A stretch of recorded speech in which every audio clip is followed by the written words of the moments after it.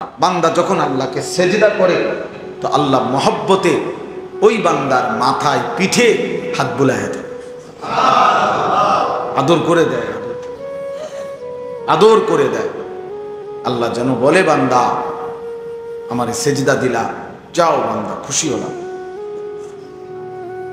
খুশি হলাম। এজন্য নামাজ যার কপালে জোটে না তার কপালের উপরে লানত, যার কপালে সেজদা না। থুতু তোর কপালে, থু তোর কপালে, লানত তোর কপালে, লানত তোর কপালে। সেজদা জোটে না, তোরে আল্লাহ বানাইলই কেন? যার কপালে সেজদাই জোটে। এমন বলবেন যে আপনি হুজুর লানত দিলেন, হ বেটা, আল্লাহ লানত দিছে। ওয়া ইন্না আলাইকা লানাতা ইলা ইয়াউমিদ্দিন। কোরআন শরীফে আল্লাহ বলছে, ইবলিস তুই আমারে সেজদা দিলি না, আজকে থেকে নিয়ে কিয়ামত পর্যন্ত তোর উপরে আমি আল্লাহর লানত। কোরআন শরীফের আয়াত। তাহলে ইবলিসের উপরে আল্লাহ এই লানতটা কেন দিছে? কথা বলেন না কেন? সেজদা না করার কারণে তো কি দিছে? কয়দিনের লানত? একবার, একদিনের লানত, কিয়ামত পর্যন্তের জন্য। তাইলে একটি সেজদা না দিলে যদি কিয়ামত পর্যন্ত লানত দেয়, একদিনে 5 ওয়াক্ত নামাজে এক নাফরমান কতগুলো সেজদা ছুটে গেছে। ফজরের নামাজের 4 রাকাত নামাজে 8টা সেজদা, জোহরের যদি 10 রাকাতও ধরি 20টা সেজদা, আসরের যদি 4 রাকাতও ধরি 8টা সেজদা, মাগরিবের যদি 5 রাকাতও ধরি 10টা সেজদা, এশার নামাজের যদি 9 রাকাতও ধরি 18টা সেজদা। একদিনে তোর কয়টা সেজদা ছুটে গেল? তুমি কি পরিমাণ লানতের যোগ্য হলে, তুমি কি পরিমাণ অভিশপ্ত। আল্লাহ আমাদেরকে বুঝ দান করেন, আমিন। এজন্য প্রিয় ভাই, বাবা, আমি এই জন্য প্রথমেই বলে নিলাম, 10 জন হোক, 5 জন হোক, 50 জন হোক, এটা কোনো কথা। এক আল্লাহর বান্দার ফিকিরও বলা দরকার, একজনের জন্য আল্লাহর কথা শোনানো দরকার, ইসলাহ দরকার, সংশোধন দরকার। এই বলতে বলতে, শুনতে শুনতে, বারবার বলতে বলতে বলতে বলতে ঠিক কখন কার পরিবর্তন হবে, ঠিক কখন কোন দিন কে বদলে যাবে, সেটা মূলত আল্লাহর ফয়সালা। আমাদের দায়িত্ব বলতে থাকা, শুনতে থাকা, আয়োজন করতে থাকা। মূলত ফয়সালা, হেদায়েত কে দিবে? আল্লাহ।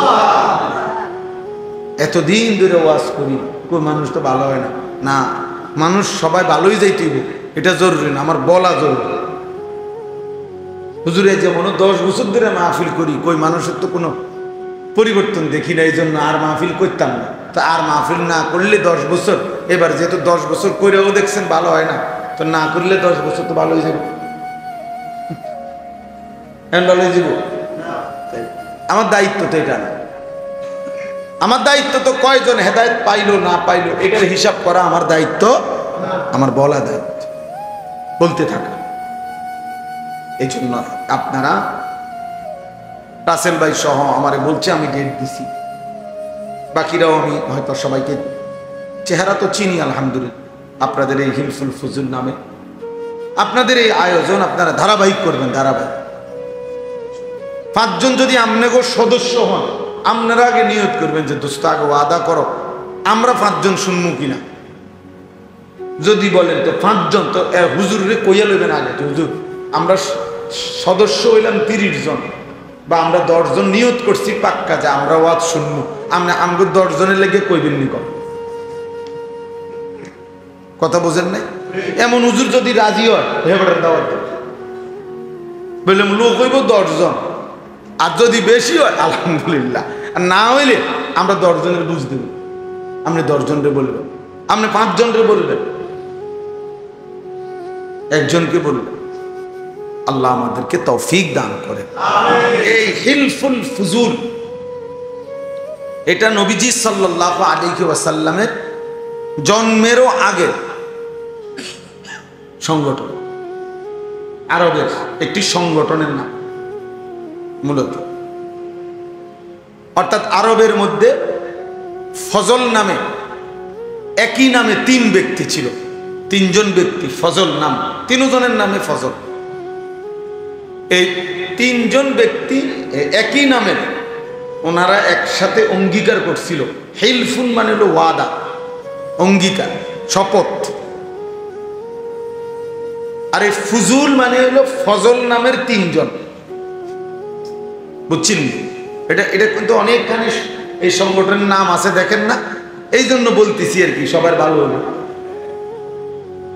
অর্থাৎ এই একই নামের 3 জন ব্যক্তি ফজল নামের, ওনারা মক্কায় একদিন সিদ্ধান্ত নিছে, শপথ করছে যে আমরা আমাদের এই মক্কায় আমরা সর্বাত্মক চেষ্টা করব এখানে যেন কারো উপরে কোনো জুলুম, ছিনতাই, কারো উপরে যেন অন্যায় না হয়, কেউ কারো উপরে যেন জুলুম করতে না পারে। আমরা মজলুমের পক্ষে, দুর্বলের পক্ষে আমরা সমর্থন করব, সহযোগিতা করব, সাহায্য করব, জালেমকে প্রতিহত করতে চেষ্টা করব, মজলুমের কল্যাণ করব, দুস্থ অসহায়ের কল্যাণ করব। এই একটা শপথ নিয়ে ওনারা কাজ শুরু করছিলেন। পরবর্তীতে বহু মানুষ এর সাথে যোগ হয়েছে এবং খোদ নবুয়ত পূর্ব মানে 40 বছরের আগেই আমাদের নবী সাল্লাল্লাহু আলাইহি ওয়াসাল্লামও এই ইনাদের এই হিলফুল ফুজুলের সাথে সক্রিয়ভাবে অংশগ্রহণ করছে। বুঝছেন না কথা? তো সেইখান থেকে আজকে 1500 বছর আগের এই পবিত্র নিয়তে, ভালো নিয়তে 3 জন ব্যক্তি একটি উত্তম কাজের জন্য নিয়ত করছিল, শপথ করছিল। তো সেই নাম আজকে 1500 বছর পরেও পৃথিবীতে কেমন পরিচিত না, কেমন পরিচিত, কত নামে আমরা তো ওয়াজে যাই, সারা বাংলাদেশে এই নামে শত শত এলাকায় কি আছে সংগঠন, হিলফুল ফুজুল। তাহলে শুধু এটা বাংলাদেশে না অন্যত্র নাই? তাহলে এই জন্য বললাম মুখলেসানা খেদমত মানে নিষ্ঠার সাথে আল্লাহর সন্তুষ্টির জন্য কোনো খেদমত যদি করা হয় তো যুগ যুগ ধরে এটা টিকে থাকে। আল্লাহ তাআলা আপনাদেরকেও তৌফিক দেন, কবুল করেন, আমিন। এইবার আমি একটা আয়াত পড়ছি, এই আয়াতের উপরে অল্প একটু কথা বললে আমার কথা শেষ ইনশাআল্লাহ। আমাদের প্রিয় ভাই হযরত মাওলানা মুফতি ইউসুফ বিন ইকবাল, এই মাওলানা বয়সে আমাদের অনেক কম, আলহামদুলিল্লাহ সে অনেক ভালো আলেম, অনেক ভালো আলেম। আমি ব্যক্তিগতভাবে তার বয়ান শুনি, তার কথা শুনি, তার প্রত্যেক কথায় 10 মিনিট 20 মিনিট আধা ঘন্টাও যদি কেউ শুনে তো ভালো যারা আলেম তারাও অনেক খোরাক পায়। এত সুন্দর কথা বলতে এবং এত দলিল ভিত্তিক, রেফারেন্স ভিত্তিক কথা বলে, অবাক। আলহামদুলিল্লাহ। এই আপনাদেরকে বলছে, আমি সেই তো শুনলাম যে কোন কোন আমল করলে হজ্জের সওয়াব পাওয়া যায়, উমরার সওয়াব পাওয়া যায়। তো দেখা যাবে হাজার হাজার পৃষ্ঠা খুঁজাও আমনে খুঁজা পাইতেন না, অসংখ্য হাদিসের কিতাব খুঁজাও আমনে এগুলোর একসাথ করতে পারতেন না। কিন্তু আলহামদুলিল্লাহ ওলামায়ে কেরাম আপনাদের কাছে যুগ যুগ ধরে আলেমরা পুরা কোরআন, পুরা হাদিস, পুরা দ্বীনকে একসাথ করে গবেষণা করে যুগে যুগে উম্মতের সামনে, উম্মতের ওলামায়ে কেরামরা মানুষের জীবন চলার দিক নির্দেশনা, আখিরাতমুখী, কল্যাণমুখী দিক নির্দেশনা দিয়ে যাচ্ছে।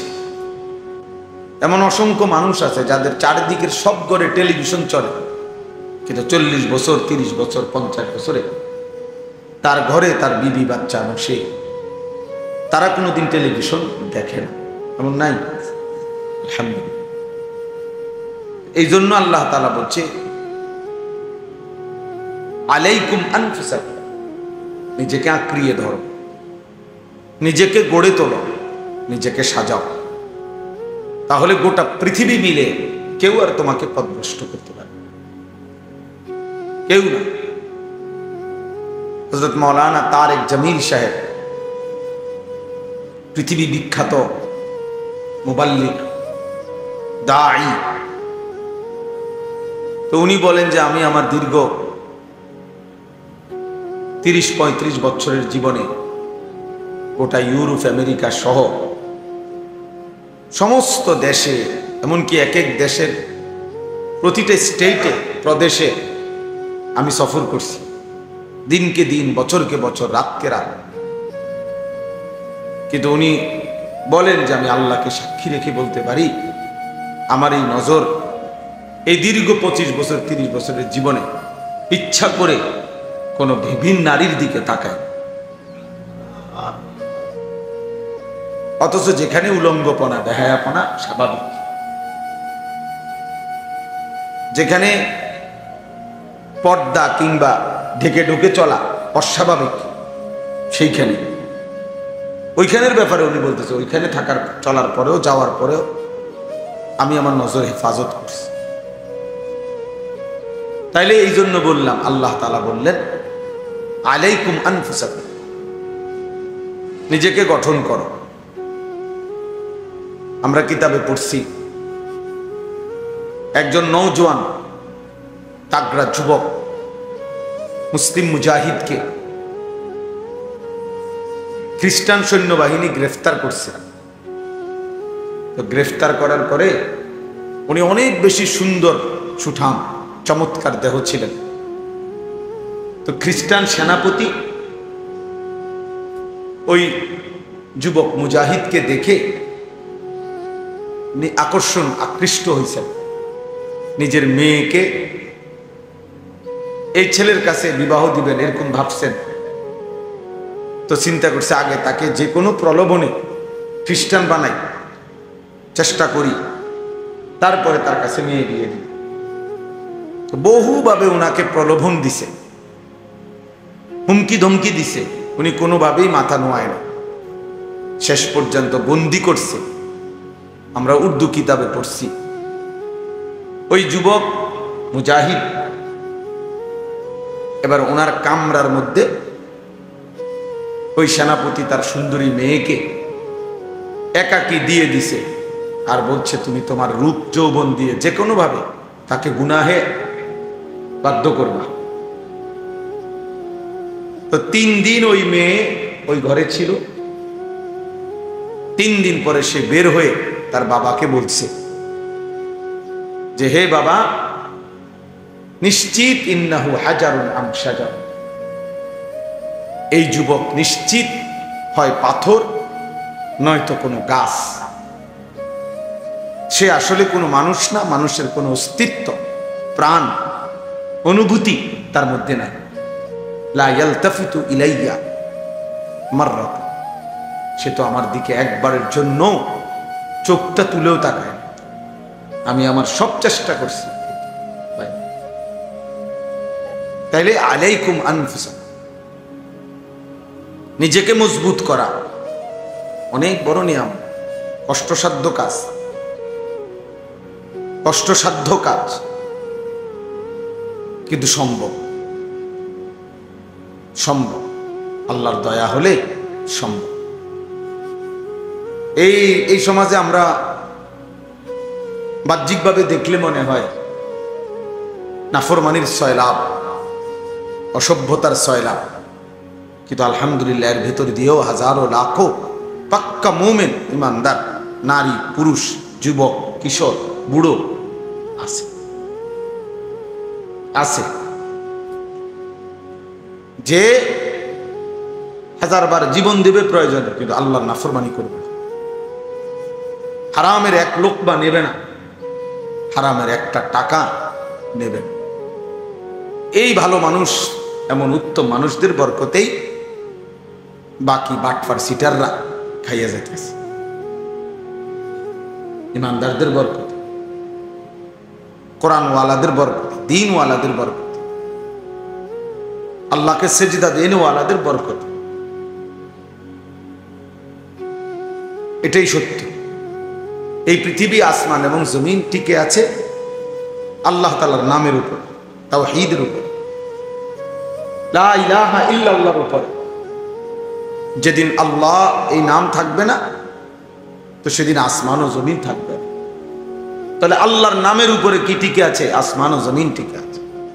তাওহীদের উপরে কায়নাত টিকে আছে। কোন বাটপার, সিটার, সুদখোর, হারামখোর, কোন বখাটে, দুশ্চরিত্র তাদের জন্য না। তারা ইমানদারদের উসিলায়, তারা প্রিয় বান্দাদের, আল্লাহর অনুগত বান্দাদের বরকতে ওরা খায়, ওরা চলে। এই জন্য বাফ, ইসলাহি মজলিস ছোট হোক, 10 জন হোক, 1 জন হোক, খুব দাম। কারণ নিজের পরিবর্তন, নিজের আখলাকের পরিবর্তন, নিজের জিন্দিগির পরিবর্তন, এই ফিকির আসা, গুনাহমুক্ত জীবন গঠন, আল্লাহর ইবাদতে অভ্যস্ত জীবন গঠন, এই কথা বিবেকে আসা, দিলের মধ্যে বসা অনেক বড় নিয়ামত। আমল তো কম বেশি পরে না করবেন, আগে তো দিলে বসতে হবে এই কথাটা, যে আমার আল্লাহকে মানা উচিত, আমার গুনাহ ছেড়ে দেওয়া উচিত, আমার আল্লাহর আদেশ পালন করা উচিত। হাজারো লাখো যুবক, কিশোর, নারী, পুরুষ 30 বছরেও 40 বছরেও নাফরমান, তো এটা বুঝেও না যে এটা গুনাহ, সেটা ভাবেও না। আজকে 30 বছর টানা প্রতিদিন এক তালে সুদ খায়, এই হারাম করে তো জানেই না এটা করে। 30 বছর ধরে প্রতিদিন ব্যবসা করে, প্রতিদিন ওজনে কম, প্রত্যেক দিন মিশা কথা বলে। এই বেঈমানি তো জানেই না, এই নাফরমান তো জানেই না এটা গুনাহ, সে তো এটা কি বুঝেই না, তার কলিজার ভিতরেই তো না। কোনদিন 1 বছর 2 বছর কোনদিনই ফজরের নামাজ পড়ে না, এমন কিশোর, এমন যুবক কোনদিনই ফজরের নামাজ, 365 দিনের একদিনও ফজরের নামাজ পড়ে না। তাহলে এই জানোয়ার তো জানেই না আল্লাহ কি, আখিরাত কি, পরকাল কি, আবার বিচার কি, তা হাসর কি। তার হিসাব হলো জিন্দিগি মানে চুলের পেখম, জিন্দিগি মানে একটা সিবা ফ্যান, জীবন মানে একটা মোবাইল, জীবন মানে একটা মোটরসাইকেল, জীবন মানে কিছু বন্ধুদের আড্ডা, জীবন মানে একটা মাইয়ার লগে কথা বলা, জীবন মানে একটা মেয়ের পিছনে কুত্তার মতো হাঁটা, কোন নারীর জন্য কুকুরের মতো জীবন দিয়ে দেওয়া, যৌবন শেষ করে দেওয়া, চরিত্র নষ্ট করে দেওয়া, খালাস। আর কি, আর কি? তাহলে সে জীবন চিনল কি, বুঝলো কি? জীবন একটু পর পর চুল ফিরা, দেখবেন অনেক প্রতিবন্ধী। বাস্তব, তুমি পরীক্ষা করলেই দেখবা রিপোর্ট আসবে এই প্রতিবন্ধী। এই যে এরা এমনি এমনি একটু পর পর চুল ফিরায় না, এ প্রতিবন্ধী। কারণ তুমি নিজেই জানো এটা সামনে গেলা, তো আবার এটা ফিরাও কার? এটা বারবার যেহেতু তোমার ডিস্টার্ব করে, তো এটা কাটো না কেন?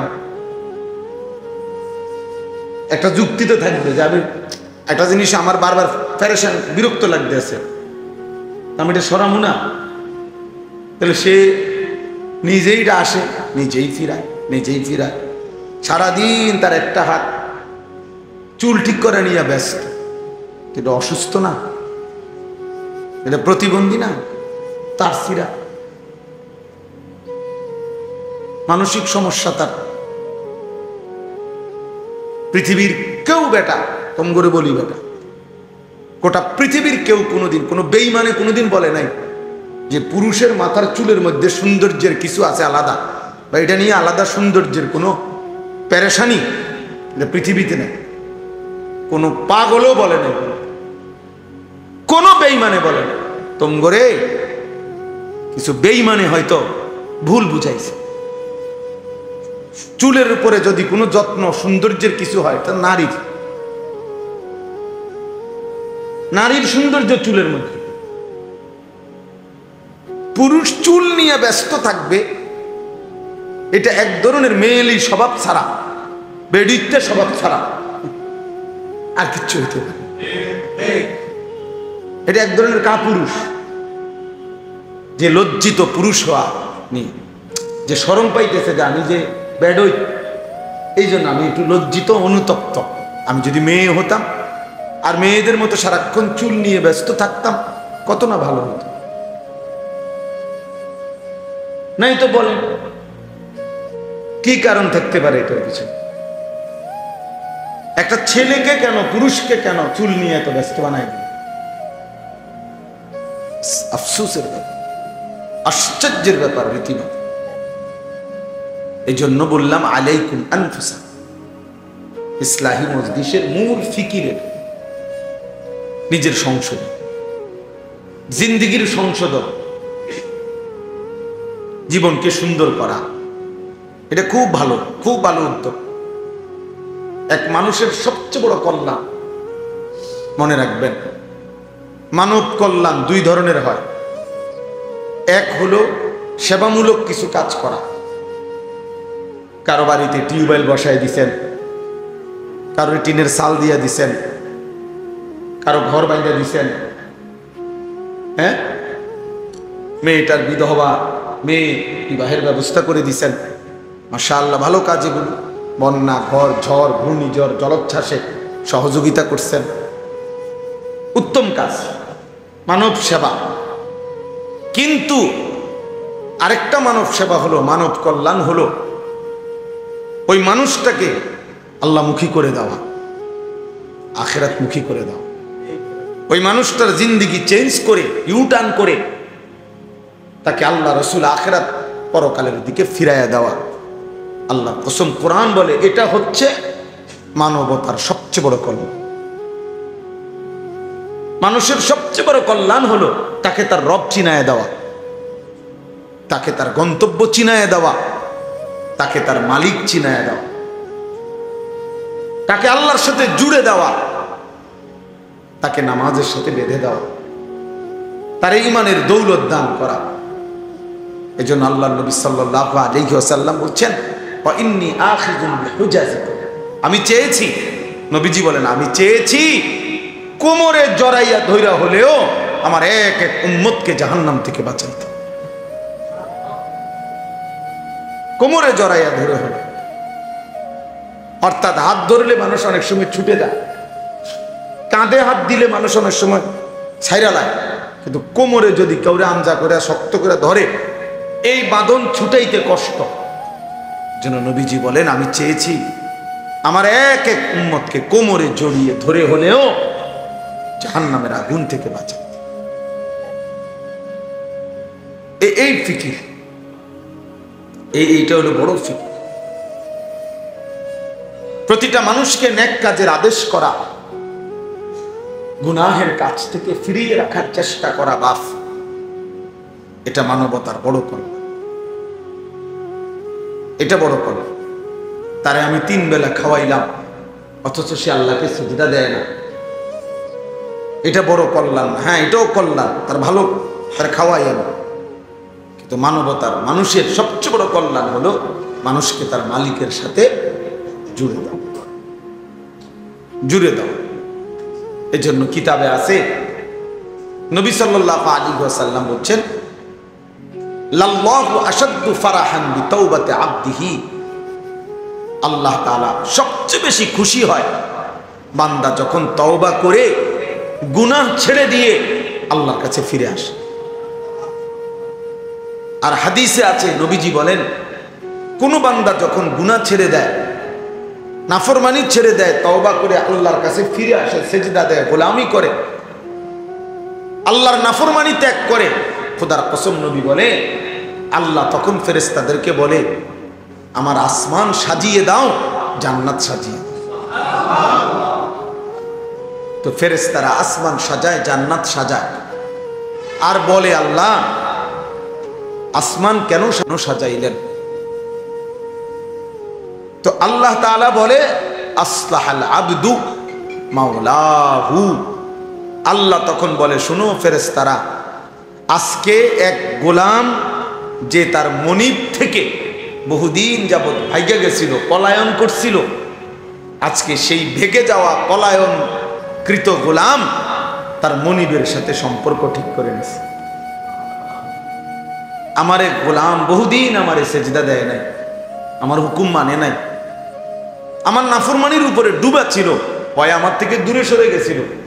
আজকে আমার সেই গোলাম, আমার সেই বান্দা, আমার থেকে যে ভেগে গেছিল, আমার ভেগে যাওয়া বান্দা আমি মালিকের সাথে তওবা করে সম্পর্ক ঠিক করে নিয়েছি। আমি এই খুশিতে আসমান সাজিয়ে দিলাম, জান্নাত সাজিয়ে দিলাম। তাইলে আল্লাহ তাআলা সবচেয়ে বেশি খুশি হয় বান্দা যখন আল্লাহর দিকে ফিরে আসে। এজন্য হাদিসে আছে, আল্লাহর নবী সাল্লাল্লাহু আলাইহি ওয়াসাল্লাম বলেন, আকরাবু মা ইয়াকুনুল আবদু মির রাব্বিহি ওয়া হুয়া সাজিদ। নবীজি বলেন সাল্লাল্লাহু আলাইহি ওয়াসাল্লাম, বান্দা আল্লাহ তাআলার সবচেয়ে আকরাব, ঘনিষ্ঠ হয়, আল্লাহর সবচেয়ে ঘনিষ্ঠ হয় বান্দা কখন? নবীজি বলেন ওয়া হুয়া সাজিদ, বান্দা আল্লাহকে সেজদা করে দেয়। কখন? ওয়া হুয়া সাজিদ, যখন সে সেজদা। আমার শায়েখ আল্লামা মুফতি মুশতাকুর নবী সাহেব বলে, আল্লাহ যখন বান্দা যখন আল্লাহকে সেজদা করে, তো আল্লাহ মহব্বতে ওই বান্দার মাথায় পিঠে হাত বুলায় দেয়, আদর করে দেয়, আদর করে দেয়। আল্লাহ যেন বলে, বান্দা আমারে সেজদা দিলা, যাও বান্দা, খুশি হলাম, খুশি হলাম। এজন্য নামাজ যার কপালে জোটে না, তার কপালের উপরে লানত। যার কপালে সেজদা না, থু তো তোর কপালে, থু তোর কপালে, লানত তোর কপালে, লানত। তোর কপালে সেজদা জোটে না, তোরে আল্লাহ বানাইলই কেন? যার কপালে সেজদাই জোটে। এমন বলবেন যে আপনি হুজুর লানত দিলেন, হ বেটা, আল্লাহ লানত দিছে। ওয়া ইন্না আলাইকাল লা'নাতা ইলা ইয়াউমিদ্দিন।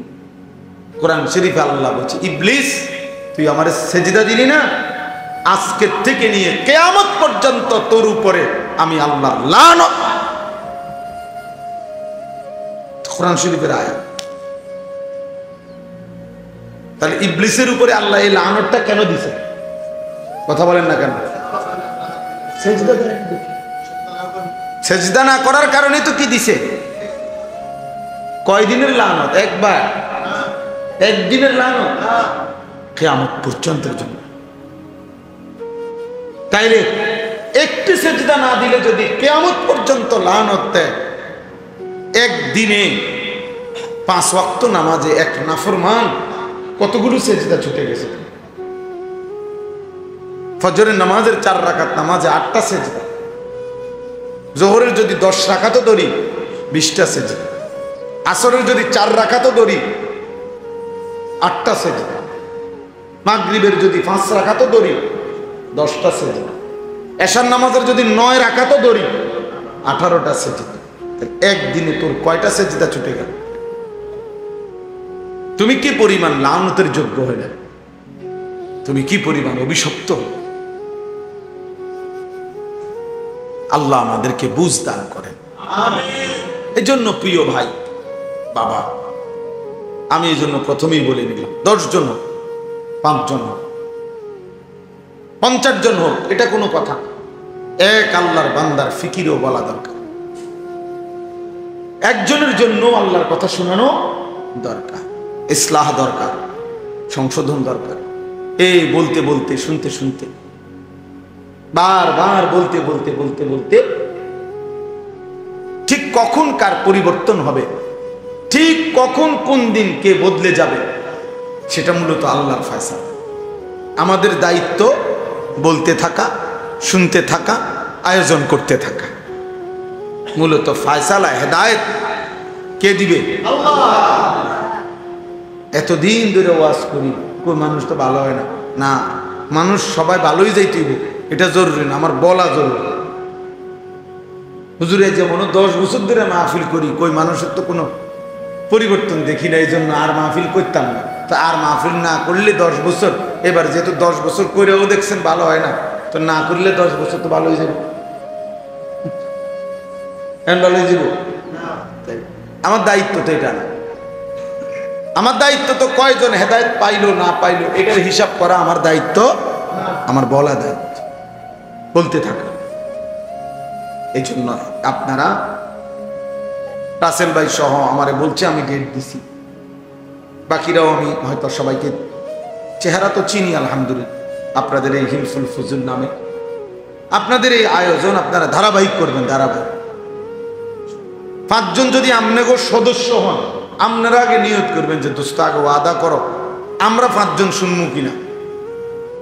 যদি বলেন তো 5 জন, তো হুজুরে কইয়া লইবেন আগে, হুজুর আমরা সদস্য হইলাম 30 জন, বা আমরা 10 জন নিয়ত করছি পাক্কা যে আমরা ওয়াজ শুনবো, আমাকে 10 জনের লেগে কইবেন নি। কথা বোঝেন নাই? এমন হুজুর যদি রাজি হয় হেবারের দাওয়াত বললাম, লোক হইব 10 জন, আর যদি বেশি হয় আলহামদুলিল্লাহ, আর না হইলে আমরা 10 জনের বুঝ দেব। আপনি 10 জনরে বলবেন, আপনি 5 জনরে বলবেন, একজনকে বলবেন। আল্লাহ আমাদেরকে তৌফিক দান করে। এই হিলফুল ফুজুল এটা নবীজি সাল্লাল্লাহু আলাইহি ওয়াসাল্লামের জন্মেরও আগে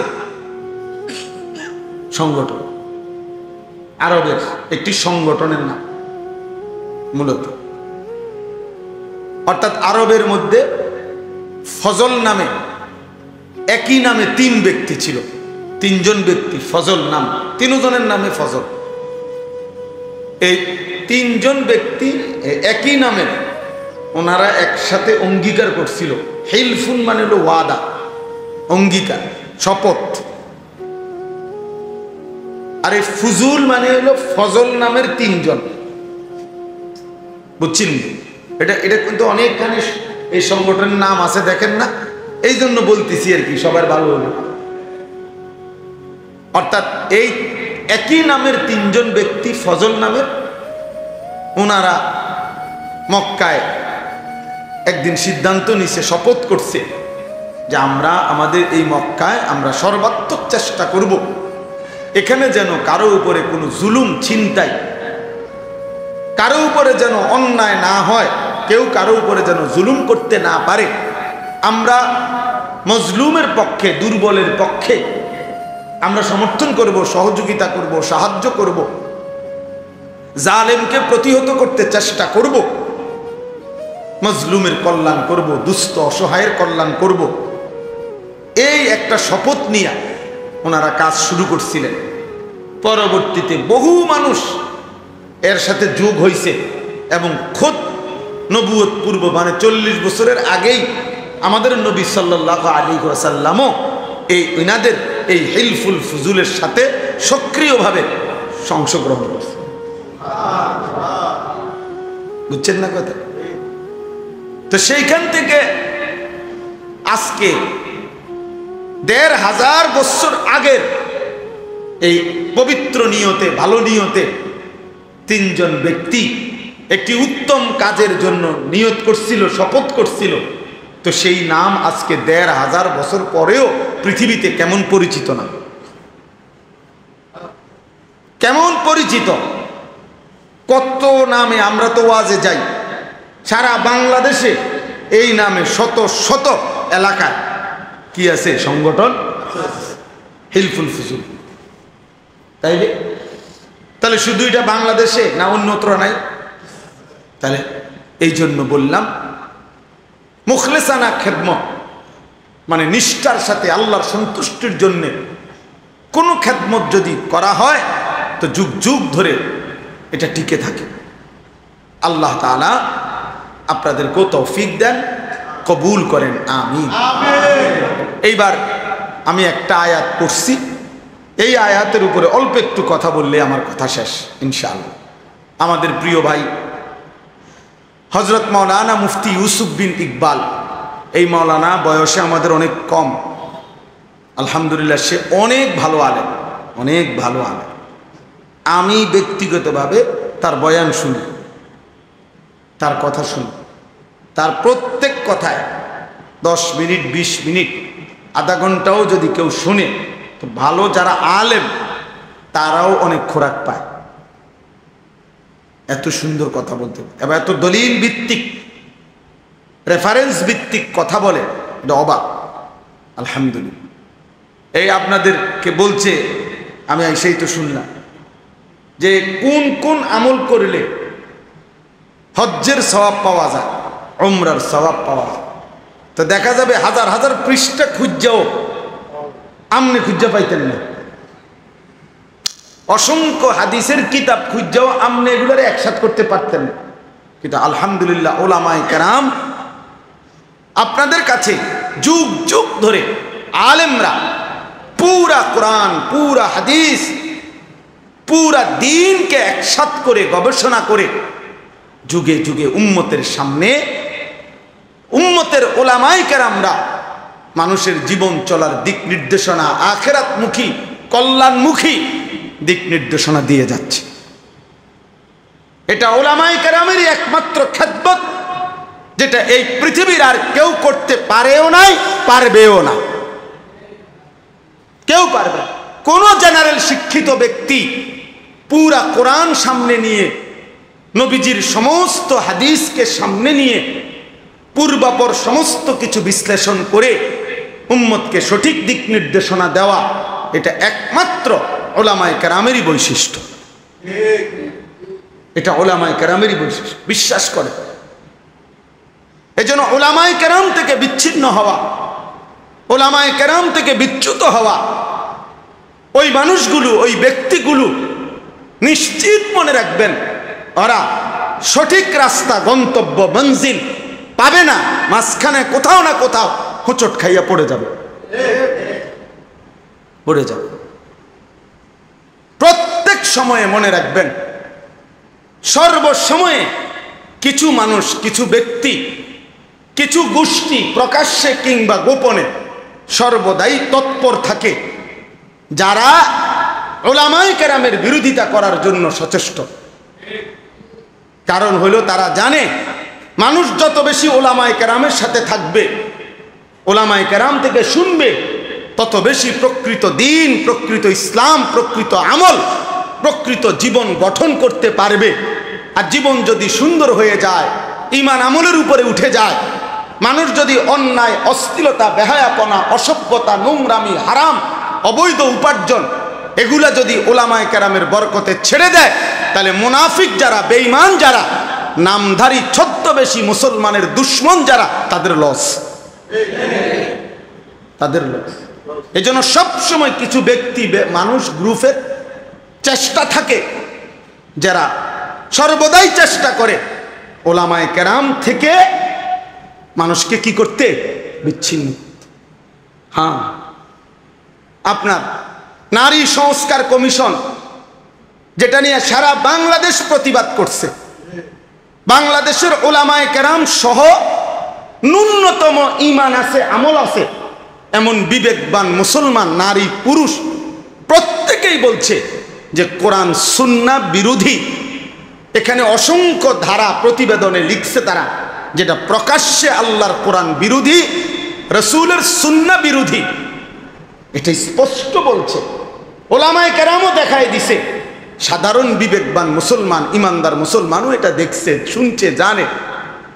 কিন্তু অল্প কিছু নারী, নারী নামের কলঙ্ক, এরা আপনার গোটা জাতিকে বিদ্রুপ করে ওলামায়ে কেরাম এবং ইসলাম এবং ধর্মের বিরোধিতা করে তারা ধর্ম, আলেমদের বক্তব্য, কোরআন সুন্নাহর বক্তব্য সব কিছুকে প্রত্যাখ্যান করে তাদের দাবি যে নারীর অধিকার, মর্যাদা, তারা যা বলে, তারা যা চায়, নারী যা বলবে, নারী যা চাইবে সেই অধিকারই তাকে দিতে হবে, তাদের বক্তব্য এটা। আর তাদের পক্ষে সমর্থন করে এমন কিছু নামধারী মুখোশধারী মুসলমান আছে, নাউজুবিল্লাহ। এই 2 দিন হয় বাংলাদেশের কিশোরগঞ্জের একজন নেতা, পুরান নেতা, বুড়া নেতা, এই পর্যন্ত কয়েকবার ডিগবাজি দিছে, দল বদলাইছে, এই পর্যন্ত বহু দল বদলাইয়া তাইলে প্রকাশ্যে টকশোতে আপনার 2 দিন আগে এই অসভ্য বেয়াদব প্রকাশ্যে সারা পৃথিবীকে সামনে রেখে ওলামায়ে কেরামকে তুচ্ছ তাচ্ছিল্য এবং ব্যঙ্গ বিদ্রুপ করেছে। আজীব হবে, সে বলছে আমরা 500 টাকার মৌলবী, আমরা 1000 টাকার নাকি মৌলবী, আমগরে 500 টাকা দিলে আমরা ওয়াজ বদলায় ফেলি, আমরা ফতুয়া বদলায় ফেলি। নারীদেরকে বলছে তোমরা এই মোল্লাদের সন্তান পেটে ধারণ করবা না। এত বড় জঘন্য বেয়াদব বাংলাদেশে আরেকটা কেমনে জন্ম নিয়া এই ফ্যাসিস্ট পরবর্তী 5ই আগস্ট যেই সময় জালেম পলায়ে গেল, এরপরে এই জালেম কেমনে থাকলো এটা আশ্চর্য লাগতেছে। এত বড় জঘন্য বেয়াদব, এত বড় ভয়ানক বেয়াদব। বয়স্ক মানুষ, বয়স 60 বছরের কম হবে না, সে একেবারে সে বলতেছে মোল্লাদের ইসলামের মধ্যে কোনো মোল্লাতন্ত্র নাই, ইসলাম এক জিনিস, মোল্লাতন্ত্র আরেক জিনিস। মানে আমরা মোল্লারা হইলাম এক জিনিস, ইসলাম আরেক জিনিস। তুই কি কইলি পাগল, কি কইলি তুই? হ্যাঁ কি বললা, এটা কথা হইল? এই জন্য ওলামায়ে কেরাম এটার তীব্র প্রতিবাদ করেছে। এমন জঘন্য বেয়াদব যেই দল লালন করে তাদের ভবিষ্যৎ খুব ভালো হবে না, ভবিষ্যৎ ভালো হবে না। এই নাফরমান ওলামা বিদ্বেষী, আলেম বিদ্বেষী, সে নিজেকেও ডুবাবে, তার দলটাকেও ডুবাবে শেষ পর্যন্ত। আশ্চর্য। এজন্য ভাইয়া একজন হইলেও মনে রাখবেন, উম্মতকে ওলামাদের থেকে, সর্বশ্রেণীর মুসলমানকে, মানুষকে আলেমে দ্বীন থেকে বঞ্চিত করার যেই কোনো ষড়যন্ত্র, যেই কোনো চেষ্টা, এটা আমরা ঘৃণা ভরে প্রত্যাখ্যান করা দরকার। এজন্য আপনাদের কাছে আমার অনুরোধ রইল, ওলামায়ে কেরাম যুগ যুগ ধরে আপনাদের কাছে দ্বীন পেশ করে, আল্লাহর কোরআন পেশ করে, রাসূলের সুন্নাহ পেশ করে। কয় টাকা উপার্জন আপনারা বলেন, ইনসাফ করুন। একজন মসজিদের ইমাম, একজন মসজিদের মুয়াজ্জিন, একজন মাদ্রাসার উস্তাদ, কয় টাকা উপার্জন তার? সামান্য কয় টাকা দিয়ে দিনের পর দিন। আমার একবার দাউদকান্দিতে এক মসজিদের ইমাম সাহেব, বিশ্বাস করেন কত আমনের মতো বয়সী হবে, বয়স্ক মানুষ, ইমাম সাহেব আমারে জড়ায় ধরা একদিন আমারে বলতেছেন যে হুজুর আমি আজকে 26 বছর এই মসজিদে ইমামতি করি, অল্প কয়টা বেতন পাই।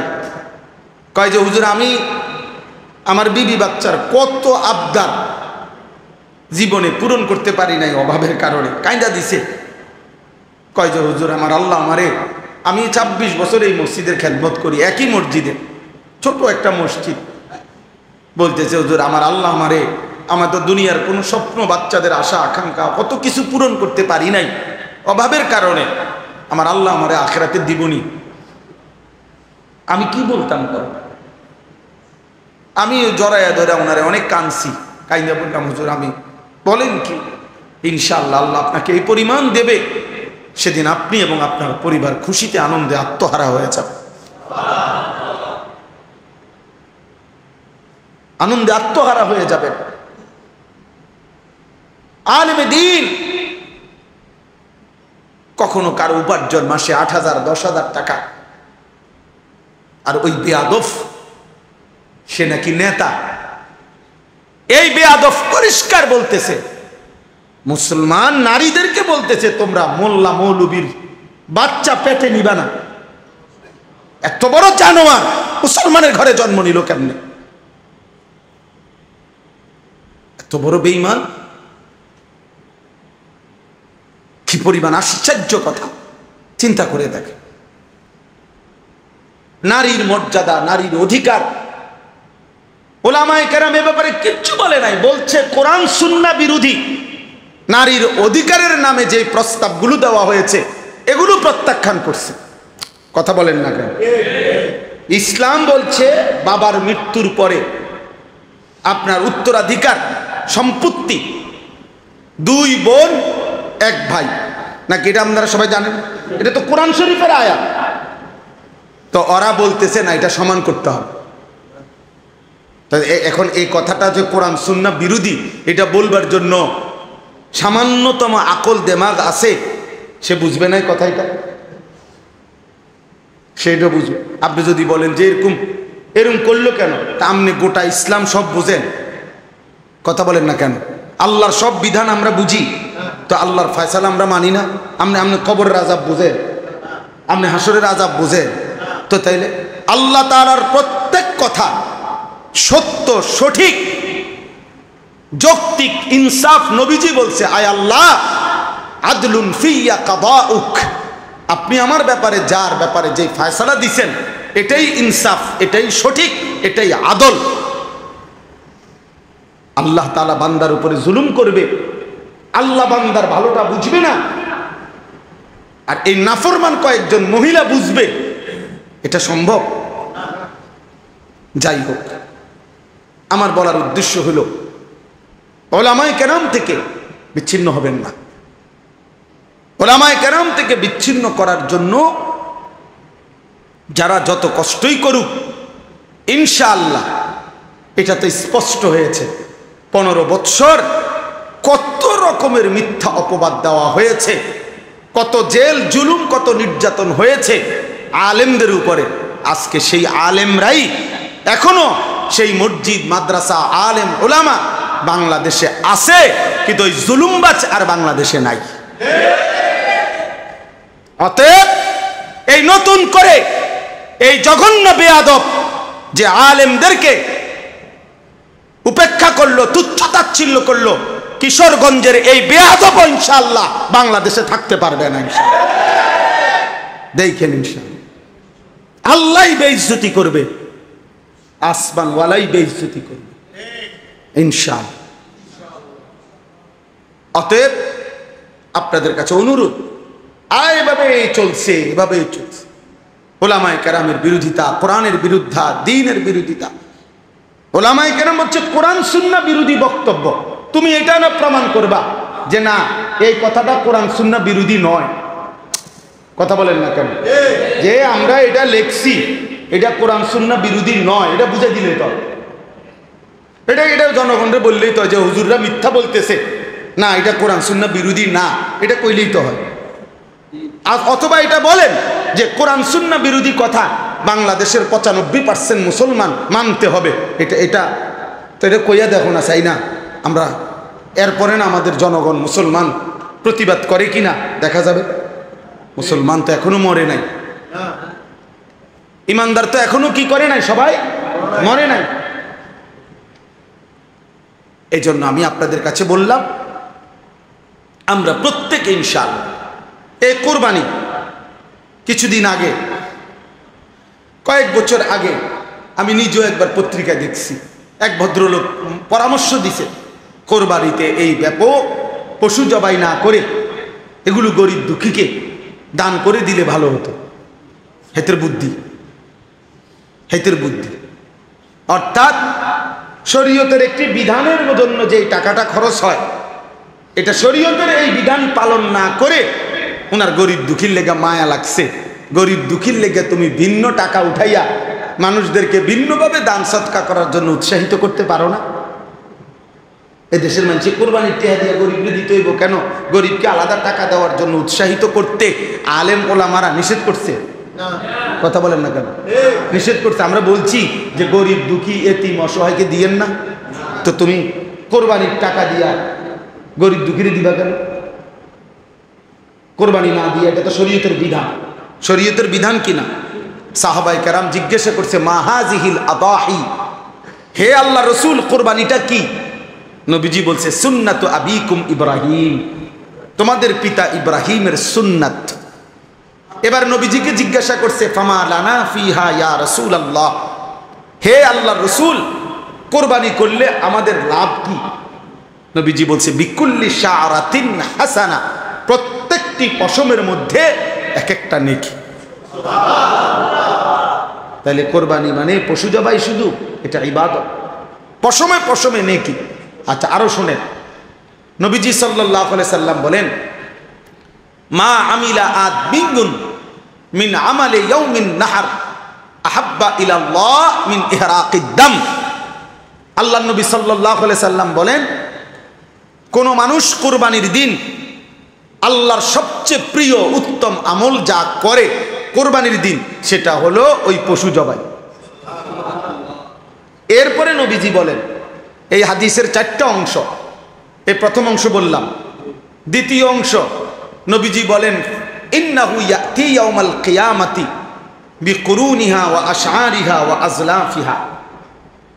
ওই ব্যক্তি কোরবানি যে করলো, কিয়ামতের দিন সে ওই প্রাণীর শিং, পশম এবং আজলাফ মানে খুর, পায়ের যে খুর আছে না, এই খুর, নবীজি বলেন সে শিং, পশম এবং খুরগুলো সহ হাসরের ময়দানে মিজানের পাল্লায় ওজনের জন্য নিয়ে আসবে। এখন কি অর্থ? কি অর্থ? হইল শিং, খুর এবং পশম, পুরা সারা শরীর চামড়ার পশম। তাহলে এগুলো যেহেতু মিজানের পাল্লায় ওজন হিসাবে দিব, তো গোস্তটি হালাই দিব, তোমার তো গোস্ত হালাই দিব, এটা নি বুঝাইছে? বুঝাইছে মানে শিংটাও বাদ যাবে না, খুরটাও বাদ যাবে না, একটা পশমও কি যাবে না, বাদ যাবে না, পুরো আস্থা তার কোরবানিটা তার মিজানের পাল্লায় উঠানো হবে। কি পরিমাণ নেকি হবে, কি পরিমাণ নেকি! আপনার এটাকে খামখেয়ালি? এটা শুধু গরু জবাই। এরপরে 3 নম্বর অংশ, নবীজি সাল্লাল্লাহু আলাইহি সাল্লাম বলেন, ওয়া ইন্নাদ দামা লা ইয়াকাউ মিনাল্লাহি বিমাকানিন ক্বাবলা আন ইয়াকা মিনাল আরদ। অর্থ কি? আগে কুরবানকে কুরবান বলে কেন? মানে এই যে পশু জবাই করার এই উৎসবটাকে, ইবাদতটাকে কি বলে? কোরবানি বলে। কোরবান অর্থ হলো, কোরবান শব্দটি আরবি, এই আমি যে আয়াত পড়ছি এখানে আছে, ইজ কাররাবা কুরবানান। তো কোরবান শব্দের অর্থ হলো কুরব, নৈকট্য অর্জন করা, কারো ঘনিষ্ঠ হওয়া। মানে কোরবানির মাধ্যমে সবচেয়ে কম সময়ে বান্দা আল্লাহর ঘনিষ্ঠ হয়, নৈকট্য অর্জন করে, এই জন্য কোরবানকে কোরবান বলা হয়। এখন সবচেয়ে কম সময়ে মানে কি, এটা আপনি ব্যাখ্যা দিলে বুঝবেন। ওই হাদিসের অর্থের জন্য বলতেছি, আপনি এমনি আগে বাংলায় বুঝেন, তাইলে হাদিসের তর্জমা বুঝতে সুবিধা হবে। মনে করেন একটা গরু, ছাগল, ভেড়া, বকরি, দুম্বা, মহিষ, এটারে মাটিতে শোয়াইল জবাইয়ের জন্য, কেমন? এখন আপনি বলেন, এই গলা আর মাটি, মানে যে গলাটা যে শোয়াইলো জবাই করার জন্য, গলাতে তো কি লাগাবে? ছুরি দিবে। এখন গলার থেকে মাটি ব্যবধান করব 1 হাত, আধা হাত, 1 বিঘত, অথবা 4 আঙ্গুল, 5। আচ্ছা ধরি আমরা 1 বিঘত। ওয়াতলু আলাইহিম নাবা আবনাই আদম বিল হক ইদ কাররাবা কুরবানান ফাতুকুব্বিলা মিন